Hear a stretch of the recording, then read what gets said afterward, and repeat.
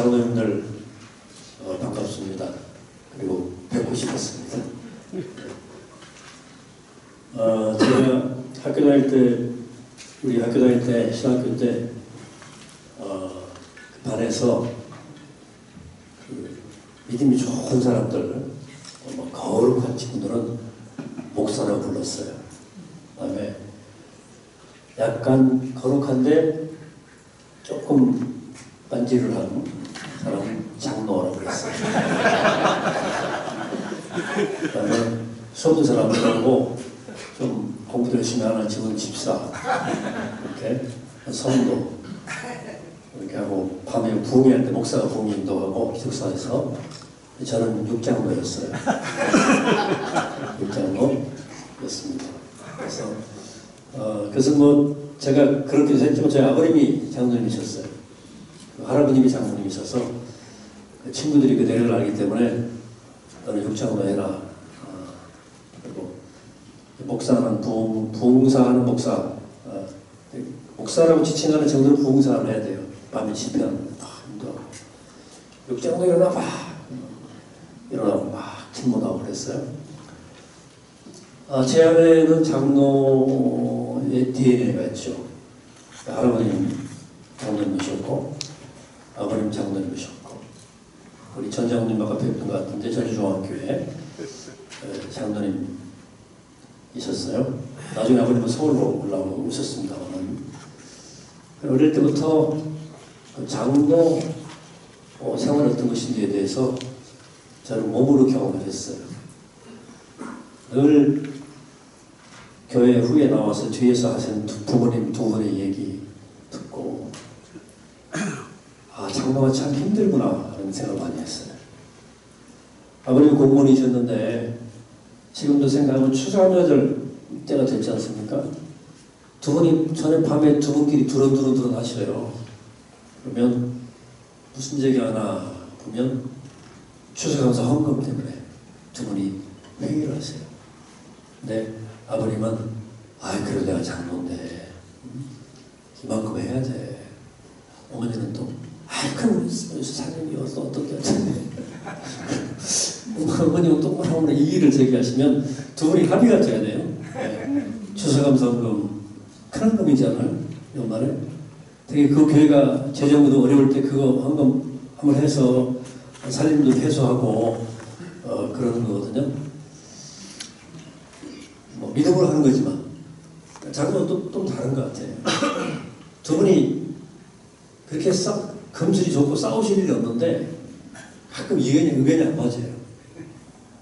뭐 교회 건축왕동 같은 거 할 때 이런 것이 일이 생기면 더 심각하죠. 더 심각해요. 어린 마음에도 장로가 참 이게 좀 고달프기도 하겠다는 생각도 했고요. 저희 할아버님 때 그 중앙교회가 갈라졌어요. 아주 옛날 얘기예요.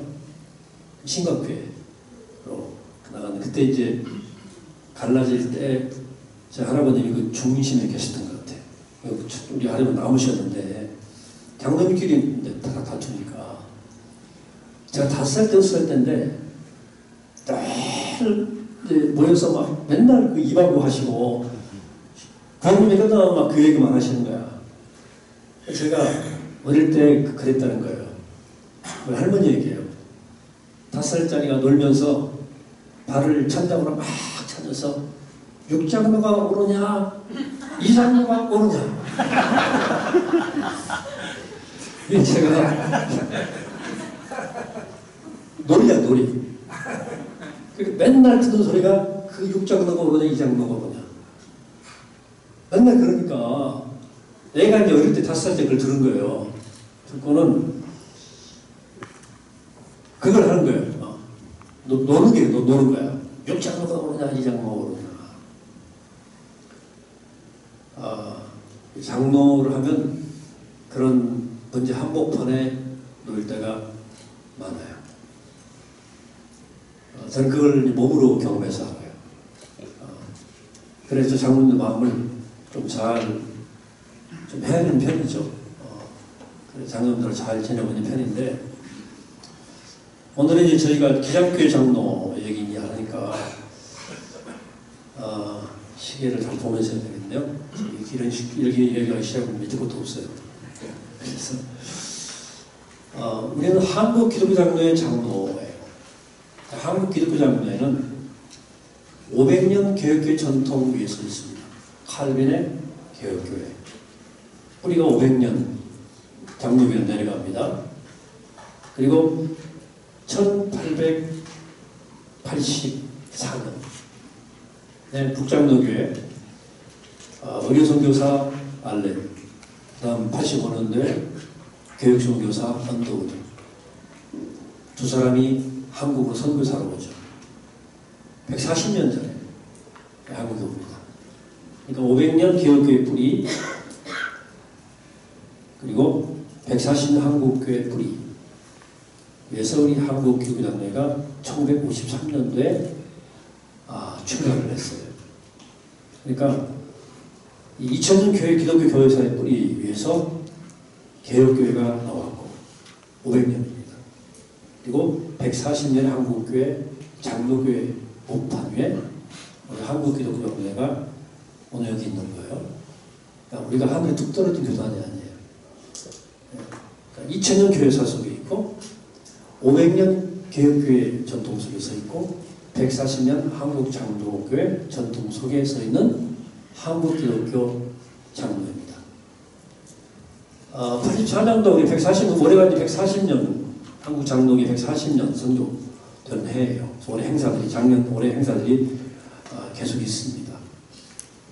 그리고 1901년도에 독노회, 대한예수교 장로회 노회가, 독노회가 처음으로 홀로 독자 독노회가 처음으로 생기죠.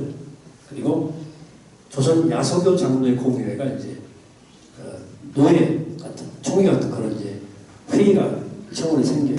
그리고 평양신학교가 설립이 됩니다. 평양에 1900년 초엽에 있었던 20세기 초에 일어났던 그 사건이죠. 그리고 1907년에 이제 장대현교회에서 대한예수교 장로회 그야말로 제대로 된 이제 그 동노회가 출발을 처음 노예 규모 출범을 해요. 이런 과정에서 이제 장로교회가 교회로서 이제 노예로서 처음으로 기능하기 시작하면서 문제는 그 노예를 구성한 노예원들의 대부분의 목회자들은 평양신학교 출신입니다. 평양신학교가 1948년도 신사참배 문제로 폐교를 납니다. 유명한 사건이죠. 학교가 문을 닫을 수밖에 없었어요. 신사참배 문제로 문제가 돼가지고 그때 유명한 분들이 추기철 목사 이런 분들이죠. 그래서 폐교가 되고 1940년도에 2년 뒤에 서울 승동교회 자리에서 조선신학교가 출범합니다. 조선신학교로 이름 붙였어요. 그게 우리 한국신학교의 전신이죠. 조선신학교라고 이름 붙인 것은 조선이나 지금까지 그 평양신학교도 그렇고 지금까지 한국 조선교회의 신학교육은 선교사들이 다 했어요. 선교사가 학교도 세워주고 지원하고 또 가르치기도 하고 간혹 이제 가보로 경나라의 한국 사람도 경험 많은 목회자 또 공부하고 가르치겠지만 기본적으로 선교사들이 신학교를 운영을 했고 지도를 했어요. 해외 의존도가 높았죠. 한국 기독교는 자생적 기독교라고 볼 수 있는 게 성경이 먼저 번역됐거든요. 선교사가 성경을 가지고 들기 전에 먼저 자기 번역된 성경을 가지고 있었던 그 기독교가 조선 기독교였어요. 자주적 그 성향이 강했거든요. 그래서 조선인의 신학교육을 꿈꿨던 사람들이 있었던 거죠. 김대현 장로 같은 분들이 크게 사실 선교사를 따랐던 사람들이 야 그래도 그렇지 선교사들 그 네이밍 이론을 앞세우고 그들의 선교적 지향을 앞세우고 이렇게 신학을 이어가야지 갑자기 조선신학교냐 부정적인 움직임들이 있었습니다. 거기에 이제 바로 송창근, 장로 김재주 이런 사람들이죠. 다 외국에서 공부하고 송창근 멤버에서 했고요. 장공 프린스턴 거쳐서 여기서도 여기 공부하고 들어오신 분들인데 이분들 중심으로 이제 강의가 시작되고 조선인들의 신학교육을 시도를 하니까 약간 불편했던 거죠. 그래서 해방이 된 다음에 40년도에 개교를 했는데 해방 이후에 눌려있던 선교사들이 나갔던 선교사들이 돌아옵니다. 그리고 평양을 근거지로 했던 유수한 지도자들이 남한으로 내려와요. 이분들이 45년 해방 이후부터 슬슬 문제를 삼기 시작합니다. 조선신학교 좀 이상하다. 이 신학적으로 조금 약간 좀 소위 고등비평을 받아들인 분들이 있었거든요. 그래서 36년도 총회에서 그러니까 48년도인가요?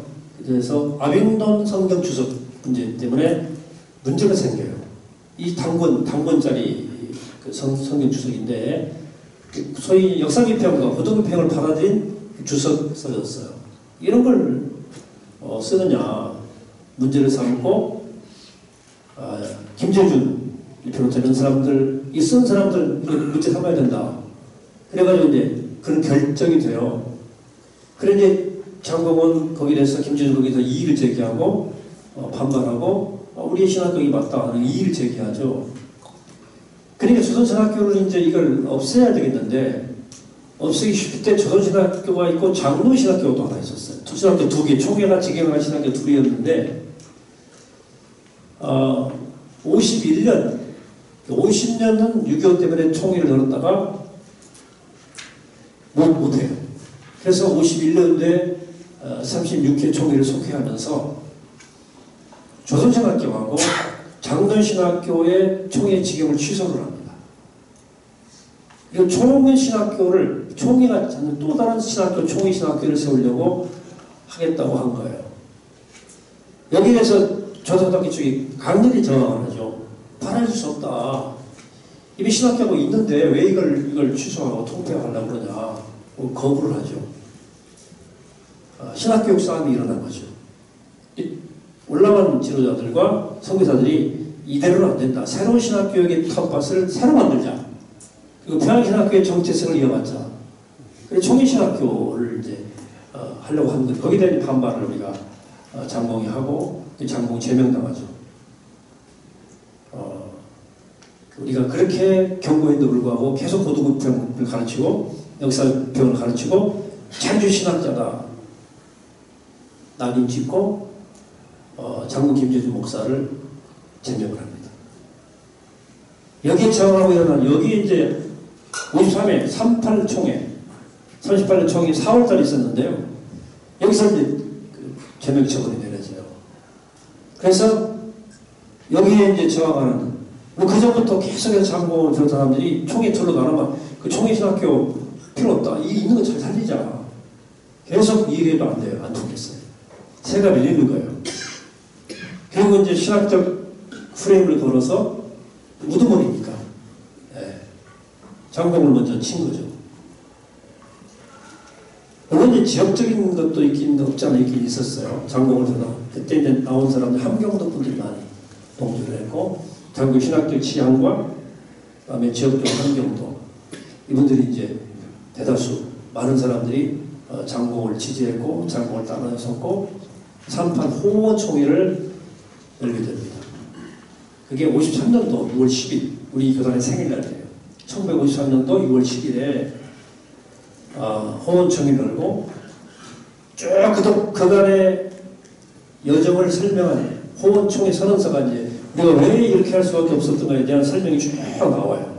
쭉 나오고 그리고 이제 말미일 그 호원총회 선언서 유명한 선언서 여러분들이 나중에 인터넷 쳐시면 우리 총회 홈페이지에 가면 총회 호원총회서 전문이 거기 들어있어요. 전문이 쭉 거기 보면 이제 왜 이렇게 됐는가에 대한 역사적인 배경, 히스토리가 쭉 설명을 쭉 한 다음에 두 페이지 설명한 다음에 마지막에 선언을 해요. 여러분들이 알고 있는 선언서 우리 기장의 중요한 신학이 거기에 들어있는데 이미 그때 이미 우리가 밝힌 내용이 오늘의 기장을 성격 규정한 거예요. 거기 보면 삐삐 될까요? 네. 앞에는 이제 뒷말미에 우리가 우리 소신껏 나갈 거다. 이렇게.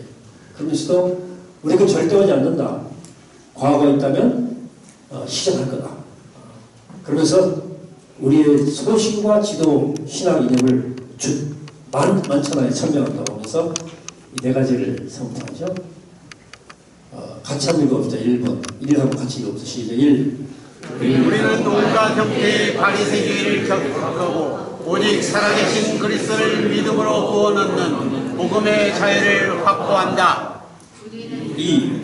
우리는 전 세계 장로교의 테두리 안에서 건전한 교리를 수립함과 동시에 신앙 양심의 자유를 확보한다. 3. 우리는 노예적인 의존 사상을 배격하고 자립자조의 정신을 함양한다. 4. 그러나 우리는 편협한 고립주의를 경계하고 전 세계 성도들과 협력 병진하려는 세계교회의 정신에 철저하려 한다. 다시 시작. 이제부터 우리는 우리의 소신대로 전적인 그리스도를 인간 생활의 전 부분에 증거하기 위하여 총진군할 것이다. 예. 내가 이거 다 중요해요. 여러분들 이거 교회에서 많이 보셨고 또 장로 고시할 때 다 우리가 익혔던 내용들인데 여기 다 그 당시에 지금 80년 가까이 된 시절에 이렇게 정확한 신학적 워딩을 했다. 이 워딩을 많은 신학 이게 누구라고 그 기한자가 나와 있는데 문체나 문장 전체 틀을 볼 때 아우라를 볼 때 장로공이 깊이 관여했다고 봅니다. 저도 그렇게 생각해요.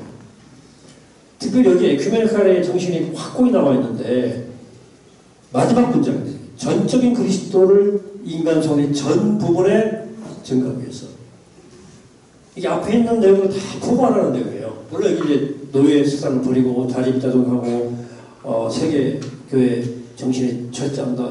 복음의 자유, 양심의 자유 다 우리의 중요한 키워드죠. 복음의 자유, 신앙 양심의 자유, 자립자족 정신, 세계 성도 협력 병진, 에큐메니칼. 그걸 관통하는 중요한 키워드가 전적 그리스도를 인간선의 전 부분에 증거한다. 그리스도를 토탈, 홀 그리스도, 전적 그리스도를 인간선의 전 부분에. 그러니까 교회만이 아니고 우리 사회, 정치, 교육, 문화, 경제 모든 분야에 인간의 삶을 사는 모든 분야에 그리스도를 전한다는 거죠. 이게 이제 우리 기장의 중요한 지향점이고 탁월한 지향점입니다. 소위 이게 이제 에큐메니칼이에요. 하나님의 선교예요. 그러니까 교회를 통해서 이 지구촌 전체를 세상 전체에 인간의 손이 닿고 발이 닿는 모든 삶의 영역에 그리스도가 필요하다. 우리의 마음 속에도 그리스도가 필요하지만 우리의 마음, 우리 심령 안에만 그리스도가 필요한 게 아니고 내가 발디고 사는 이 지구촌 전체에 이 땅 전체에 그리스도가 필요하다. 복음을 증거해야 된다. 라고 출발한 거예요. 예언자 정신은 결국은 예언자 정신이 기장에 우리 스피릿이 된 것은 예언자 정신은 예언자는 뭐냐면 예언자 전통은 뭐냐면 예언자는 사실은 이 구약에 있는 특별한 전통이거든요. 많은 나라 중에서 많은 나라들의 제사 전통 다 있어요. 제사 전통 다 있어요. 어느 부족이나 민족이나. 근데 이 예언자 전통을 가진 것은 구약 정신의 특별한 지점이에요. 왕권에 도전하거든요. 절대 왕권 앞에서 나단이 다윗을 공격하잖아요. 그러니까 예언자 정신은 하나님 말씀을 기준으로 삼아서 캐논은 경제는 기준이라는 뜻이에요. 하나님 말씀을 기준 삼아서 이게 절대적 기준입니다. 세상의 모든 가치 체계는 상대적이에요. 문화든 교육이든 경제든 정치든 왕이든 다 상대적이에요. 언론이. 그러니까 이 땅에 존재하는 모든 가치를 하나님 말씀으로 상등화시키는 거예요. 절대적 기준 하나밖에 없어요. 야훼 하나님 말씀이에요. 전적 그리스도예요. 그리스도가 삶의 첫 영역이 필요한 거예요. 그건 그 그리스도를 받아야 될 상대도 같이 해요. 그러니까 상대화시키는 거예요. 그가 대통령이래도, 그가 재벌이래도, 그가 아무리 권력자라도 하나님 말씀 앞에 벗어나면 뭐는 누가 같이 판단을 해요? 이런 자들이 하는 거예요. 기본으로 하는 게 아니에요. 하나님 말씀을 기준으로 하는 거예요. 하나님 말씀을 기준으로 모든 세상에 하나님 말씀이 필요하고 근적 그리스도가 필요하니까, 모든 부분이 필요하니까 모든 부분에 대해서 같이 판단해 주는 거예요. 그래서 교회는 그 지점을 확보해야 돼요. 굉장히 어려운 지점이에요. 잘못하면 교회도 상대적 가치와 가치의 결합할 수가 있어요. 저는 개인적으로는 정치적 당파성 굉장히 조심해야 된다. 우리 그리스도인들에게는 정치적 메시아는 없습니다. 메시아 정치가 있어요. 메시아 취임 선언이 누가복음 4장에 나와요? 하나님 자기 자유를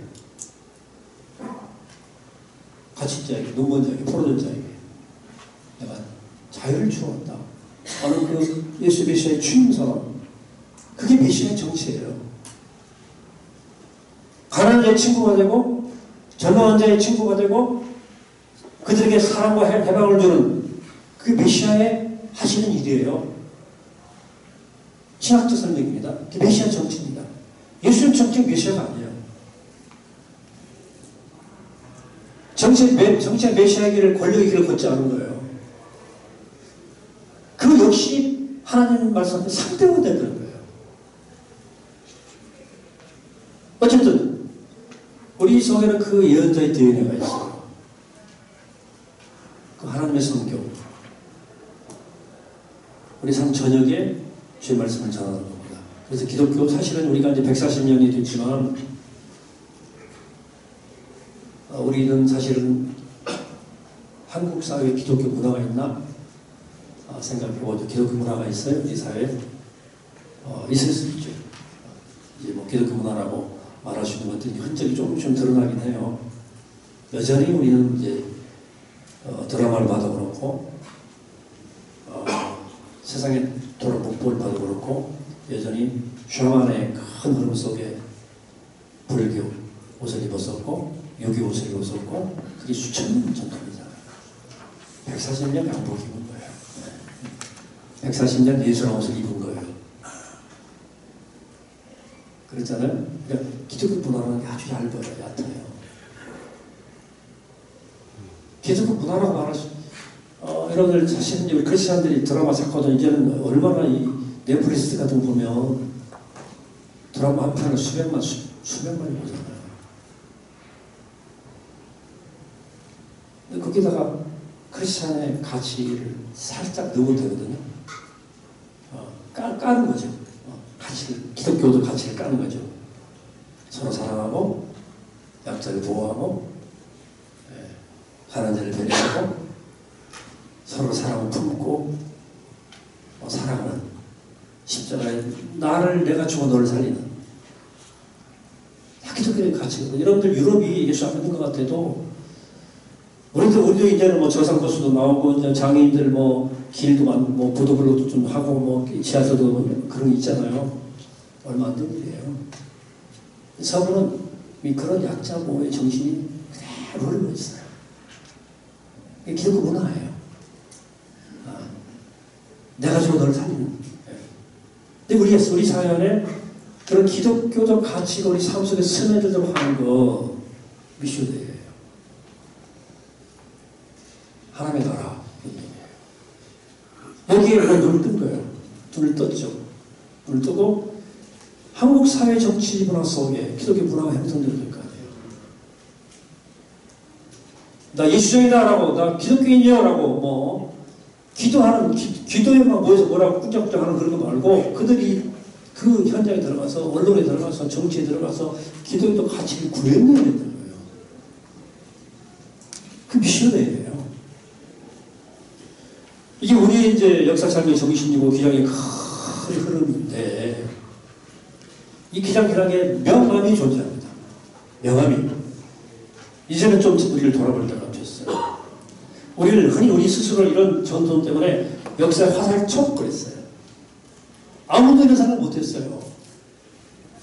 그냥 교회만 늘어나고 교회 커지고 예수님도 구원받고 우리가 행복해지고 내용이 자유해지고 이게 굉장히 중요한 가치인데 이게 가치 거의 대부분인데 그 너머를 얘기한 거예요. 인간 삶의 전 부분에 나가자. 삶의 전 영역에 하나님의 가치를 전하자. 저 주어는 하늘 나라 말고 여기 임한 하나님의 나라. 이렇게 보자. 그 나라를 우리 삶 속에 만들어 보자. 하고 막 이렇게 친구를 나가는 거예요. 화살촉이지. 역사 화살촉. 근데 칼과 칼집이라는 그 책이 있어요. 리더십 이런 책인데 개인적으로 이렇게 좋아하는 사람 많이 있는데 한옥 목사가 쓴 책이 칼과 칼집인데 거기에 그 칼과 칼집이 뭘 말하냐면 그리스도인이나 어떤 사람에게는 칼은 무기예요. 말도 칼이죠. 그다음에 세상을 치료하는 능력, 의사도 메스가 있어야 되고, 그렇죠. 영적으로 세상을 치유하는 것도 예언자의 칼이 있어야 되죠. 치료하는 생명을 고치고 치료하고 변화시키는 칼. 우리에게 있어요. 우리의 무기가 있어요. 우리는 예언자의 칼이라고 하는 무기를 가지고 있어요. 우리 신앙은 예리해요. 우리 신앙은 우주적이에요. 사실은. 지구천적이고. 그건 칼집이 들어있어요. 칼집은 인격과 절제와 신앙의 덕성과 그의 존재의 깊이를 말하는 거예요. 이 칼은 칼집이 있어야 될 거예요. 칼집을 놓고 칼만 있으면 뭐예요? 칼 붙는다는 거예요. 칼집을 준비를 안 시킨 거예요. 가장 먼저 평신도 얘기한 게 레이트 신학. 우리 크레이머 이런 사람 제가 신학교 다닐 때 이미 들었어요. 평신도 신학을. 근데 제가 목회하면서 보니까 가는 목교회 사랑하기와 관원 목사께서 나와가지고 평신도를 끼운다고 하고 막 하시는데 막 그러고 한국교회 제자훈련을 막 붐을 일으키시더라고. 가만히 보니까 이 사람이 보수 목회였는데 그 책을 유심히 보니까 그 한스 퀸이라고 카톨릭 신학자의 교회론을 깔고 있더라고요. 사도적 교회론을 깔고 있어요. 대단하다 생각한 거예요. 이미 우리가 다 배웠던 거예요. 제자를 교인들 깨워서 세상에 그리스도의 제로 살아게 만들겠다는 생각을 하고 그 교제를 만들어낸 거죠. 우리 이미 다 한 거예요. 근데 가만히 그 과정을 보니까 칼집을 만드는 과정이 너무너무 그 과정이 정교하게 돼 있어요. 제가 그 제자를 하면서 정말 내가 많이 반성하기 원하면 여기 장로님이 계시고 다 지도자들이고 저 목사지만 훈련되지 않은 병사, 훈련되지 않은 사람은 교관 될 수가 없어요. 훈련 경험이 없는 사람은 훈련 못 시킵니다. 혹시 여기 제자훈련 교회에서 해본 분도 계시겠습니다만 그 매뉴얼이 2번 빠지면 아웃이에요. 1번 빠지면 경고, 2번 빠지면 아웃. 엄격해요. 1년 동안 공부하는데 2번 빠지면 아웃이에요. 우리는 그런 걸 경험하지 못했기 때문에 저는 좀 봐줬죠. 마음이 약해가지고. 지골지골 빠지면 안 됩니다. 그리고 좀 봐주다가 흐리망탕은 제자 만들어 볼 거야. 훈련이 안 돼.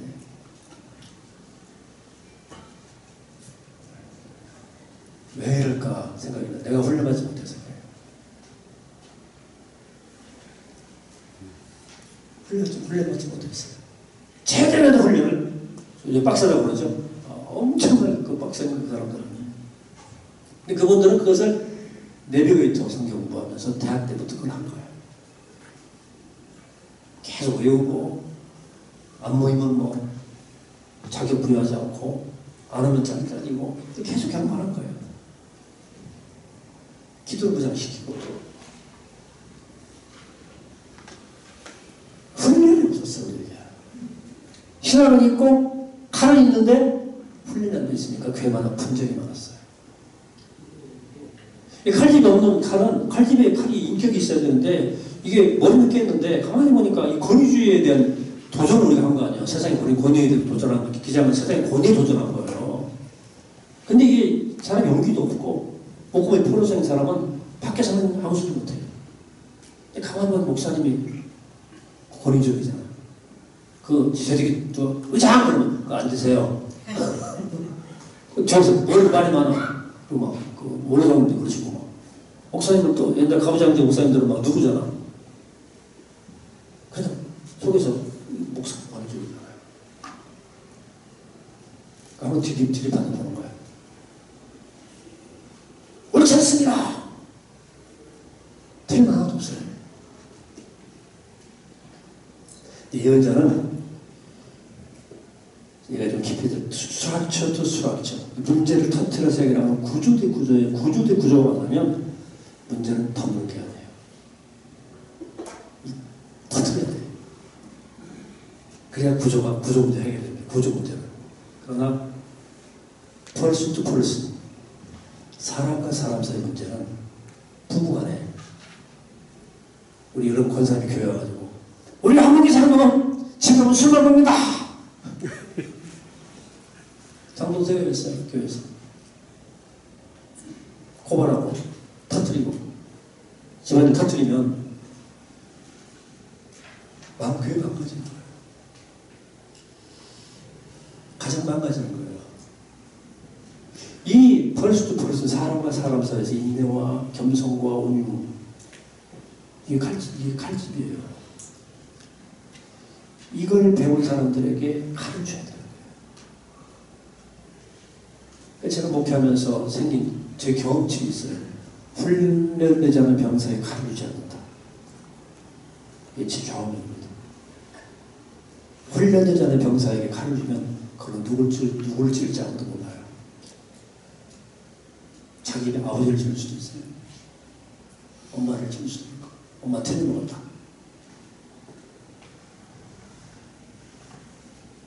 그러니까 우리 교단의 문제는 신학적 메디칼이 있는 게 아니에요. 진보 신학의 문제가 있는 게 아니에요. 삶이 훈련되어 있잖아요.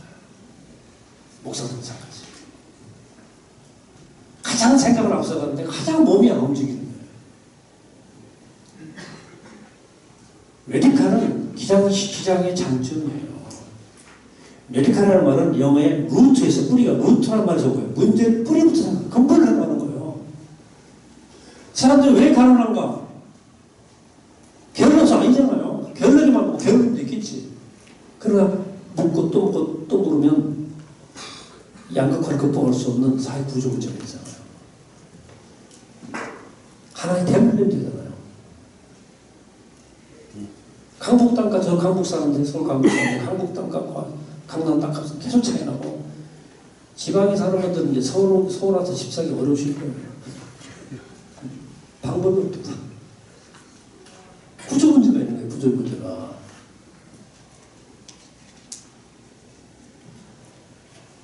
이게 그렇게 나왔습니다만. 근데 그걸 진보적인 사고는 그 구조적 문제로 보는 거예요. 그렇게 생각하면 메디칼이에요. 진보적 교단이라고. 이건 문제가 안 돼요. 세상 문제를 해결하려면 그런 시각이 있어야 됩니다. 문제 풀려서 봐야 돼요. 왜 이렇게 사회가 부조리하냐? 왜 이렇게 3만 5천 불이 됐는데 사람들이 많이 죽어나가냐? 이런 문제를 물어야 되는, 그 문제 물음을 던져야 되는 거예요. 그 물으면서 해결이 나오는 거죠. 근데 삶의 리버럴을 해요. 자유롭다는 자유가 아니고 자유분방해요.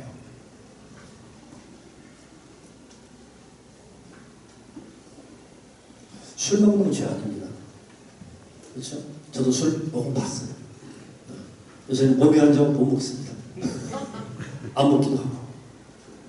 근데 기장이 제일 위반을 해요. 물론 합동 장로님도 숨어서 마시더라고. 보니까 그 사람도 숨어서 마셔. 또 우리는 내놓고 마시.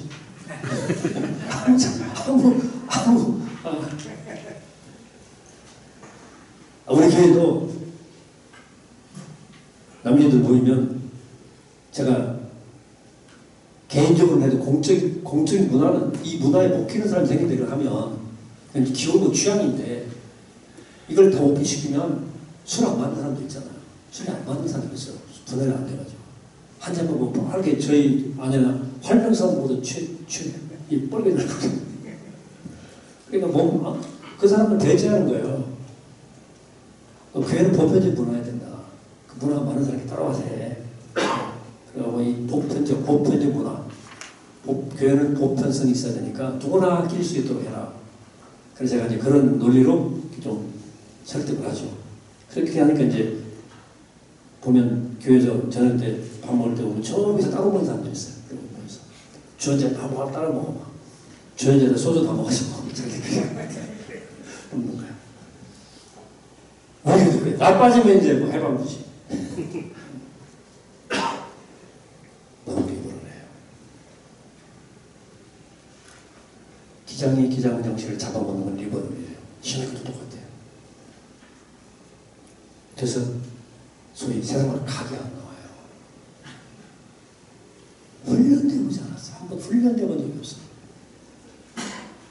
절대로 안 돼요. 세상을 변화시키려면 동화되면 안 되거든요. 세상을 맞물려서 이제 맞물려가지고 우리가 가진 신학적 지향과 가치와 신앙 고백이 있어요. 그리고 그거 가지고 성유신적인 생각으로 성유신적인 신앙으로 세상 속에 들어가는 거예요. 스며들어가는 거예요. 맞물려야죠. 까마귀 되는 곳에 백명을 가져가라. 우리 신학이 아니에요. 우리는 그 속에 들어가야 되는 거예요. 들어가서 맞물려야 되는 거예요. 통제바퀴처럼 맞물려서 들어야 돼요. 이쪽으로 돌려야 할 거예요. 하나님 나라 가치 쪽으로 세상을 변화시켜야 할 거예요. 이제 바로 동화되고요. 왜? 리버를 하기 때문에.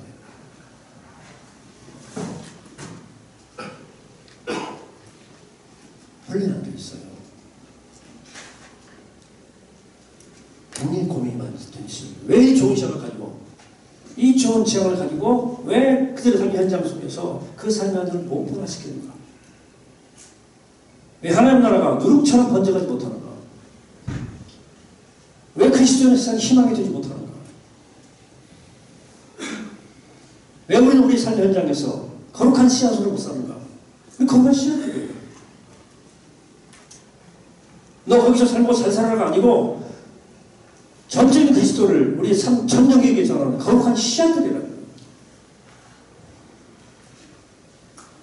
세상을 변화시켜야 되는 거예요. 여러분들 장로님들이니까 장로님답게 구별되기를 축복합니다. 네. 구별되기. 신앙에 여러분들에게 예리한 칼도 필요하고 말씀의 힘이 있어야 돼요. 기도의 힘도 있고 더 중요한 그 말씀의 힘과 기도의 힘이 답을 인격을 준비돼요. 신앙 인격이 준비되어 있어야 돼요. 이게 칼집이에요. 그걸 만들어주지 않아요. 어디서도. 신앙생활도 그걸 만들어 나오지 못해요. 왜 해요? 이제 정말 우리 교단의 일을 같이 기도 한 번으로 바라보면서 이 일을 함께 깨우치고 함께 갔으면 좋겠어요. 그 다음에 진보는 문제가 아니라 다시 정리합니다. 한국 기도는 진보는 우리의 자산이다. 위대한 자산이다.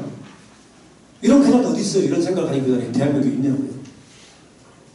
우리 말고 상대적으로 말고요. 우리 교단은 정말 좋은 교단이에요. 열려있고. 제가 총회장을 했지만 저 총회장 하면서 물론 혼자 등록했지만 우리 여기 한 장로 같이 임원하는 분들 계시고. 제가 총회 등록비 내고, 광고비 좀 내고 하는 거 외에는 제가 돈 쓸 일이 없었어요, 별로. 물론 가끔 어떤 분이 부르더만.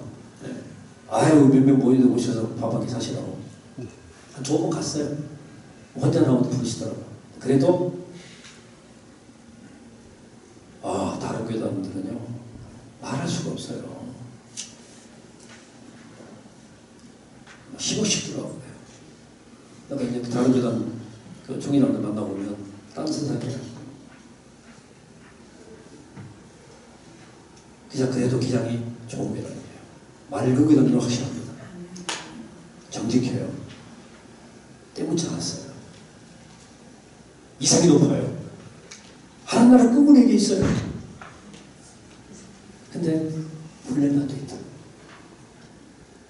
훈련이 안 돼 있다. 기도 훈련도 안 돼 있고. 예수는 몸으로 믿는 거거든요. 새벽기도는 저는 늘 우리 후배들에게도 말하는데 목회는 몸으로 하는 거예요. 새벽기도는 몸을 만들어야 되는 거예요. 새벽기도 머리를 합니까?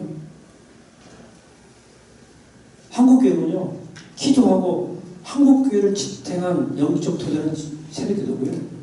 한국교회를 지탱한 물적 토대는 11조예요. 이거 2개 무너지면요, 한국교회 지속은 가능하지 않습니다.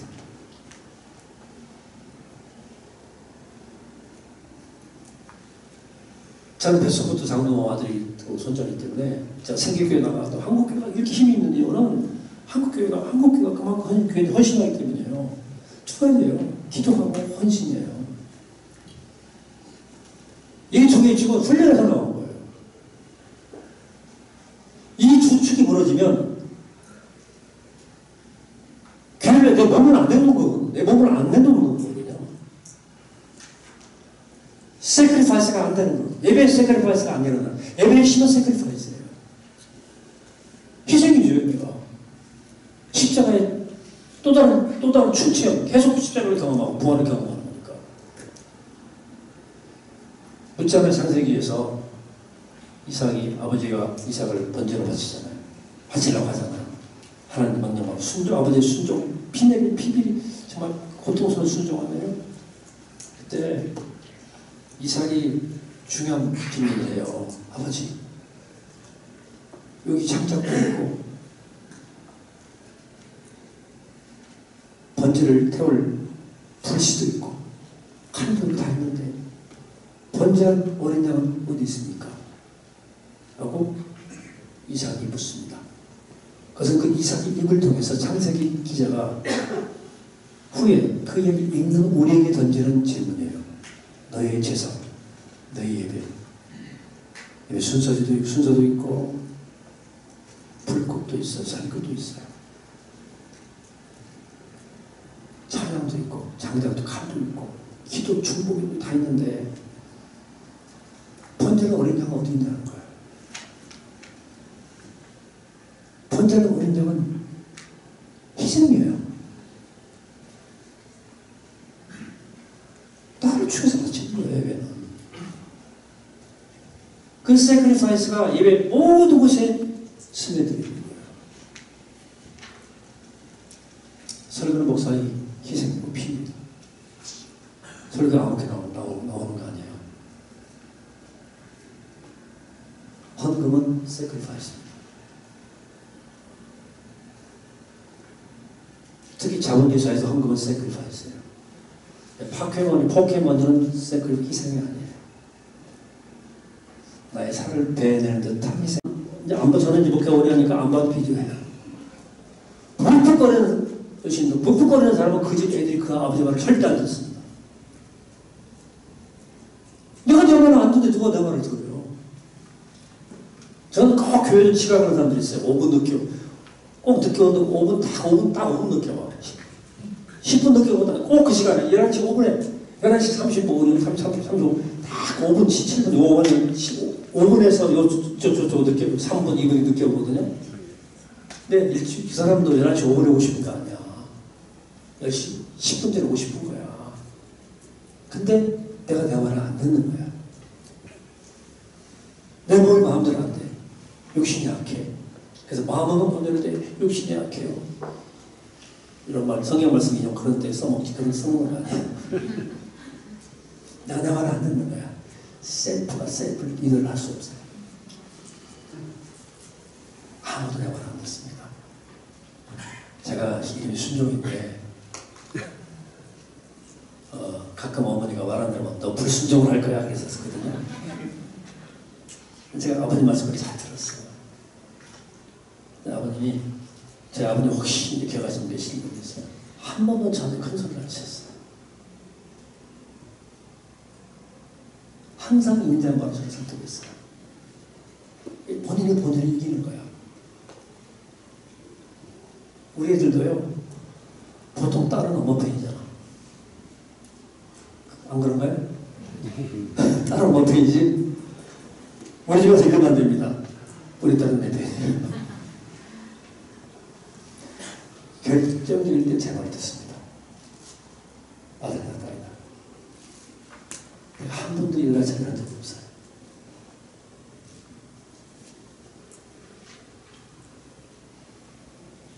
내가 내 말을 듣는 거예요.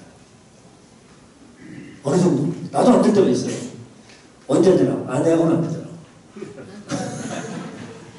아내한테 참 이상한 부부를 하는 게, 아내한테는 참아야 쟤도 못 참겠더라고. 빵! 하면서 또 소리 질러요. 아내한테는 가끔 싸울 때, 요즘에 이제 많이 철들어서, 안아주면서는 힘도 빠지고. 그런 때는 안 되더라고, 아내는. 고백해요. 자식들한테는 내가 안 했으니까. 어느 정도는 내가 내 말을 듣는 거예요. 자기가 자기 말을 들어야 돼요. 그래서 아무도 여러분 말 안 듣습니다. 내가 나를 제어하지 못하면 그게 칼집이 뭉쳐들어가요. 아무도 내 말을 안 들어요. 그래서 저는 흥분한 분들 아무도 안 들어요. 왜? 아무도 그 믿는 사람을 안 듣습니다. 누가 사람 말 듣겠어요? 자기 동행 하는데. 자식도 그런 말 안 들어요. 또 하나는 전방위 리더십, 전방위 동사람도. 한 사람이, 이건 데이터예요. 한 사람이 성공하는데 동사람 분이 있어요. 동서는 동료관계예요. 그리고 사우스 남쪽은 아랫사람과의 관계예요. 노스 북쪽은 윗사람과의 관계예요. 통계인데 한 사람이 성공한 리더가 되는데 어느 쪽에 어느 방향에 가장 영향을 미치느냐. 밑에 사람과 관계가 좋은 게 30%예요. 그다음에 옆 사람과 동료 관계가 좋은 게 20%예요.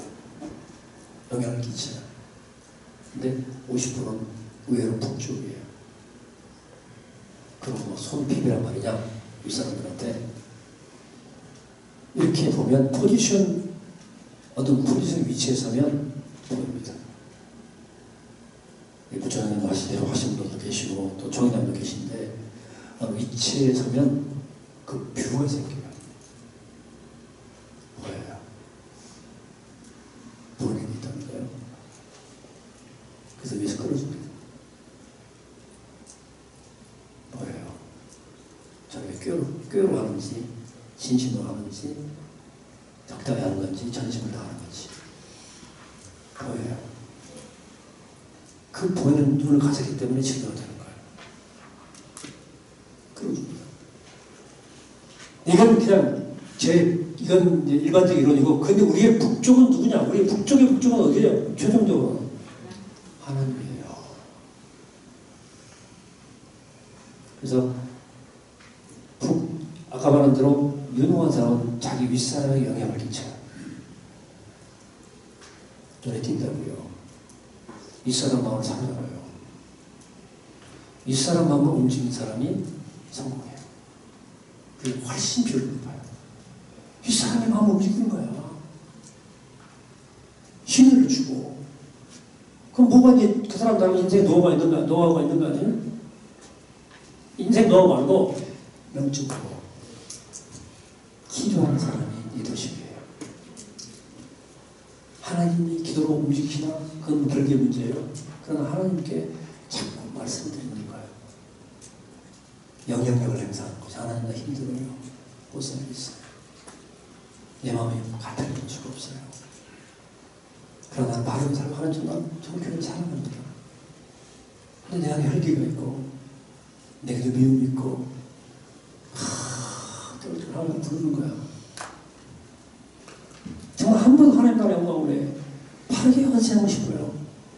막 기도하는 거야. 사토죠. 하나님께 막 기도, 교회를 위해서 막 이렇게 보고 드리고 어떻게 사람이 있든 아무 게 없어. 필요해요. 너무너무 사랑스럽고 아픈 사람 보면 너무 가슴이 아파요. 계속 하나님께 기도하는 사람이 있어요. 하나님과 연결된 사람이 그 교회의 실제적인 리더입니다. 편민의 리더가 아니에요. 하나님 우리 교회를 어떻게 우리 교회를 어떻게 움직이셔요? 하나님은 여기 우리 공동체를 붙잡고 인도하시는데 방향을 어떻게 인도하시요? 하나님의 사람을 통해서 역사하시는 거예요. 그들의 말을 들으시는 거예요. 기도하는 자의 말을 들으시는 거예요. 하나님께 아무 얘기를 안 하는데 어떻게 하나님은 뭘 이렇게 하고 교회를 끌고 가시겠어요? 기도하는 자의 말을 들으신다니까. 그래서 기도하는 사람이 보이지 않는 것이 교회 안에 있어요. 실제로. 하나님의 관계에서 하나님의 역사를 인도하심 받고 하나님의 역사로 교회를 인도하게 하는 그 역할을 하는 사람들이 있다고요. 그게 실제적인 의식인데 교회가 영광스러울 때는 드러난 의식과 의식이 일치할 때예요. 드러난 의식, 병차에 산 사람들, 목사 장로 이 사람들이 자기 야욕과 자기 욕망이 아니고 정말 그렇게 묻고 기도하고 계속 하늘을 바라보고 매일 아침마다 일어날 때마다 오늘 내가 어디로 가야 됩니까? 주님 우리 교회가 어디로 가야 됩니까? 묻고 또 기도하고 이런 사람들 명치 않은 사람들이 하나님의 관계가 북쪽을 향해서 열려 있으면 그 교회는 영광스럽습니다. 여러분들 장로님들이니까 드러난 일이에요. 드러난 거 하는 것도 쉬운 거 아니에요. 눈치가 되니까. 드러난 사람들은 욕먹기 쉬워요. 드러난 존재니까. 말하기 쉽잖아. 교인들은 아무리 잡으면 어떻고 쉽지 않죠. 영광이기도 하지만 십자가이기도 해요. 그건 우리가 가야 될 길이고 더 중요한 건 하나님이 우리를 드러내 주셨는데 이 드러난 의식과 교회 안에 실제적인 의식이 있다. 누구의 북쪽에 영향을 미치는 사람들이에요. 하나님께 영향을 미치는 사람들. 실제적인 의식인데 여러분들이 그런 의식이 되시기를 축복합니다. 말씀 정리해 보도록 하겠습니다. 목사님과 함께, 저 목사니까 목회자하고 장로님과 관계가 교회에 굉장히 중요해요. 저는 목회를 오래 했기 때문에 제가 하는 말 툭툭 던지는 말은 그냥 여러분 잘 듣다가 들으시면 좋겠어요. 교회 부흥은 목회자에게서 와요. 교회 평화는 장로님에게서 옵니다. 다시 반복할게요. 장로님 아무리 열심히 하셔도 교회가 부흥되기 어렵습니다. 목회자가 영적으로 유능해야 돼요. 근데 목회자가 아무리 성질이 좋아도 목사 때문에 교회가 평화롭지는 않습니다. 교회의 평화는 장로님에게서 와요. 제 말을 귀는 자는 들을지 하다. 목사는 고지시켜요. 목사는 고등학교 졸업하고 우리 같은 우리처럼 고등학교 졸업하고 신학교 바로 와가지고 학교 다닐 때는 학교 교회 왔다 갔다 하고 학교 교회 뭐 돈을 벌어서 보내놨어. 앞뒤 막힌 인간들이 목회자라고 생각하시면 돼요. 소통 잘 안 돼요. 나도 목사잖아. 문제에 이렇게 소리가 많아요. 유능할수록 유능해서 나의 말은 안 됐습니다. 교회 평을 누가 모르냐? 장로님들이 때문에 교회 평가 오는 거예요. 그래서 교회 평화는 장로님에게서 온다. 그리고 향한 교회 행정과 재정과 모든 걸 향한 목회자는 신학을 공부한 전문가예요.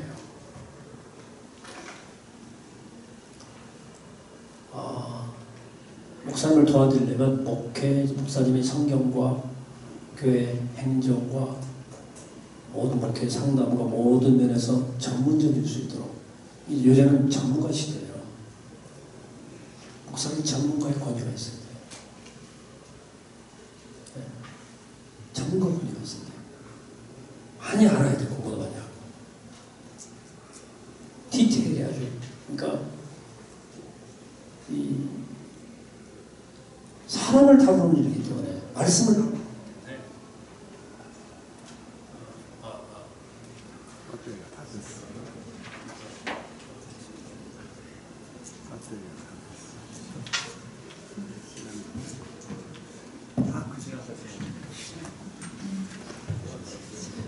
예, 제가 다 했어요. 예. 시간 끝났네. 네, 말씀 잘해주셨어요. 네, 잘했습니다. 그래서 목사님이 변수가 돼야 돼요. 그러니까 공동체는 계속 변수가 일어나야 변화가 돼요. 장로들은 상수가 되고 상수. 목회자가 상수가 되면 교회를 잘 구성해야 돼요. 목사는 계속 변수를 일으켜야 돼요. 목사님 지도를 세워주셔야 돼요. 여러분 언제나 바뀌실 거 아니에요. 네. 내가 너무 변수적인 욕심 부리지 마세요. 상수라니까. 항상 그 자리에 있는 분이에요. 그분들 있어야 돼요. 변화는 어디서 오느냐. 목회 시대를 세워줘야 돼요. 그냥 변수가 돼야 돼요. 교회가 늘 기도가서 하나님 목사님 한 능력 받아서 이 교회를 변화시킬 수 있는 변수가 되어달라. 기도하셔야 돼요. 그리고 여러분들이 그 목사님 일하실 때 여러분들이 목사님이 흘리는 게 많을 거예요. 불화의 씨앗을 많이 남길 거예요. 여러분들이 평화를 이루어주시길 부탁합니다. 그래서 오늘 말씀 정리하면 참 좋은 교단의 장로님들로 부르신 바라는데 어떤 여러분들 훌륭한 장로님들에서 우리 교단의 정체성을 잘 감당하고 우리 약한 자들을 잘 염두에 보완하셔서 영광스러운 기자의 장로님들로 우뚝 서시게 되기를 이 시간 주의 이름으로 간절히 축원합니다.